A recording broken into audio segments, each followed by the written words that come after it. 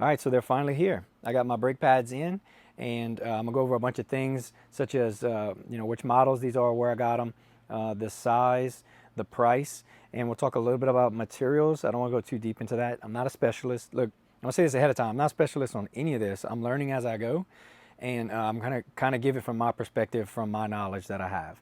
Then we'll go over the factory pads, and I'll talk about how much wear I've had, how the brake pad has changed, the how the pad has been eroding, and how many miles I have on my bike that I've ridden this, and how much pad that I've lost. So I've taken my calipers here, measured each pad, and they're all the same except the thickness of the one that's been on my bike. I'll give you those numbers in a little bit. But as far as new brake pads, this is the Ridstar, Ridestar, however you want to say it, Q20s. So I'll call these the Q20s. And this is the EKX X21. Now again, both look the same. Here's where they're different. The pad price. So for the Ridstars, for the Q20s, I paid $35. Okay, and pretty much drum roll please for this price. The price of these pads, the X21s, are $15.90. I paid $15.90 for these pads. They look exactly the same. This is like double the price of this one. So I don't know what's going on there, which shifts me into materials. They look exactly the same. The lighting looks a little different, so that might be how it's hitting it and you're seeing it on camera, but they're exactly the same to me. They look exactly the same. Now there's no description on a thing that says whether they're full metal, semi-metal, a resin-like mix. It doesn't say that. So I have no clue on that factor. That's the only thing I could think that's different. But if I'm gonna get some more, again, I'll go ahead and say this ahead of time. Like, I'll be getting the X21s because, I mean, it doesn't break the bank. I can get two full pairs, a pair for the front and the back, and for the price of one. So, I'll be getting this again if I need new brake pads and what time. Now, as far as the older brake pads, I'm gonna go over those. Now, you can see where I moved the rotor. So I have a Sharpie on here. I wrote on it with a Sharpie, and that's where it was digging from the factory. And you might be wondering, why is that in the middle? And it's just the way the caliper presses is at an angle. And so sitting high like this, you can see that circle. It was pushing high, and so look, it contacts the top first. And so it was squeezing the rotor or biting the rotor at that spot. And so that's why it did that. Now, this bigger path right here is from when I dropped it down. And so when I dropped it down, and it's hard to tell on here, but I dropped it down and it definitely moved the circle down more. And it is been a big deal on the brake bite and how it stops. Like, you can really feel it grabbing, and it's using up more of that brake pad, so I'm not wasting all that material. Now, as it wears down, I can tell you it's gonna wear down at an angle, sorry, this way.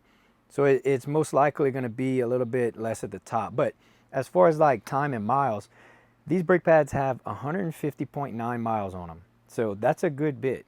Now, I was surprised when I put the calipers on it because it looks like it had some wear on it. It looks like it pulled a little bit of that material off. But when I put the numbers on it, these pads are 5.3, 5.0 millimeters, or 5 millimeters, 5.03 millimeters. And this one came in at 4.79. So 0.51 of a millimeter was shaved off in 200 miles. That is really good, because my other brake pads, my smaller ones on my move can, like, I took off like, a millimeter in, I don't know, I think it was something like 50 miles.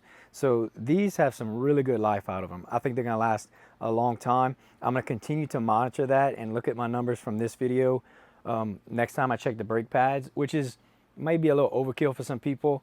A lot of people aren't even watching this video to this point. So I've talked a lot, and it says a lot of numbers, science, geek things, I guess, but this is some of the things that I want to know, or help people know, that, hey, this brake pad going 150.9 miles, so basically 151 miles, has only shaved off 0.51 of a millimeter.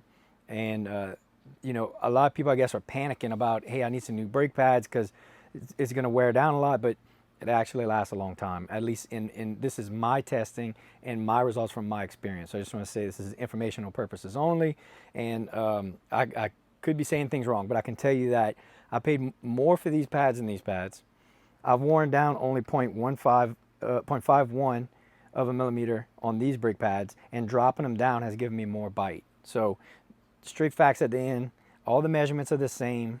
I do not know what the materials are made of, but I hope this helps to just clarify a few things about this. Some of the guys that really care about some of the technical aspects, since there is nothing out on this bike, that, you know, I hope that clears it up. Also, as a bonus, if you watch this whole thing, you'll get this little bonus here. I'm going to tell you about this this chain roller that I have, chain tensioner. Let me show you that. So here it is, the chain tensioner. Now, this is made for mountain bikes, and this has solved the noise problem. There's a lot of noise coming from the chain right here, and this silicone guard and this chain tensioner has made it to where when I hit a bump, you don't hear this chain at all. And I know a lot of people are worrying about that, saying, hey, what's the, oh, let me show you this real quick too. Like, you know, that's a lot of noise coming from the chain. So I put the brake cable going through this little hole instead of smashing up against it. But this thing, I didn't have to do anything but zip tie it. It's zip tied to the frame. If I don't like it, I can just cut this off and take it off. It's not a big deal. It's not a permanent mount. So it's something I can do that is real simple to test out. Now I know what you're thinking. This is gonna tear this out, and it might, but it came with a spare. So I can just swap this out. Now I don't pedal, and I don't plan on pedaling. It's just there to hold the chain. Every now and then I'll move the pedals to be able to readjust my positioning, but I really don't pedal. This is for show. So this helps quiet that down. I'm totally fine with that, and it works. The only noise I have to deal with next is the kickstand, because when you hit a good bump, you can hear it bounce and come back up. So I haven't decided what I'm doing right there. Different kickstand, drill it out. I don't know yet. But this is a quick solution for that chain, because especially if it hits the tire, it will change the gear by moving your derailleur.